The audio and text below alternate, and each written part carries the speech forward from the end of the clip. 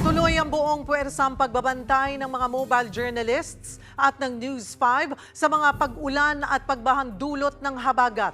Sa Marikina River, bumaba na ang level ng tubig pero puno na ang ilang evacuation centers dahil naman sa dami ng lumikas sa pagbaha. Para sa update, magbabalita live si Gerard de la Peña. Gerard, kumusta ang panahon dyan?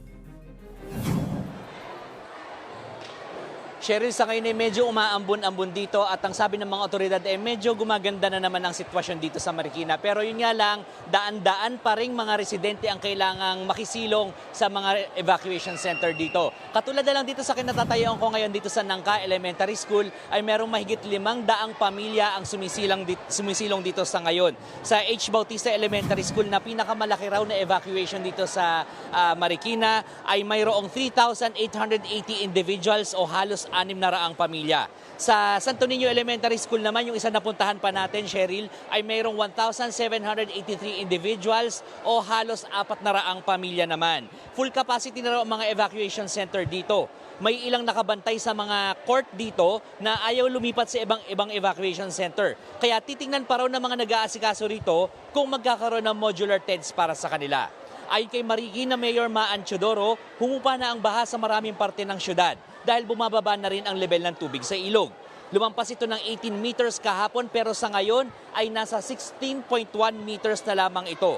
Malaking tulong din daw yung ginagawang dredging sa Marikina River na nagpabilis ng pagdaloy ng tubig kaya hindi rin ganoon kalala ang pagbaha. Pero may ilan pa rin daw lugar dito na may baha pa, kabilang na ang Nangka, Tumana, Santo Niño at marami pang iba. Nagpamigay na ng relief packs ang DSWD sa mga evacuation center at nagbibigay din ng hot meals ang lokal na pamahalaan. Cheryl, kanina rin ay nag-ikot-ikot dito ang Department of Health at namibigay sila ng iba't ibang klaseng gamot katulad ng mga antibiotics, yung doxycycline, yung gamot para maiwasan yung leptospirosis at pati na rin yung mga maintenance medicines ng mga senior citizens katulad ng gamot sa high blood at saka ng para doon sa diabetes. Naghanda na raw ang Department of Health dahil inaasahan nga nilang baka raw mag-spike nga ang bilang ng kaso ng leptospirosis. Kaya ngayon pa lang ay naghahanda na sila at pinapaalala na rin nila sa lahat na kapag lumusong sa baha ay kailangan hugasan ito ng tubig at sabon at hanggat maaari ay uminom noong doxycycline. Cheryl. Maraming salamat, Gerard de la Peña.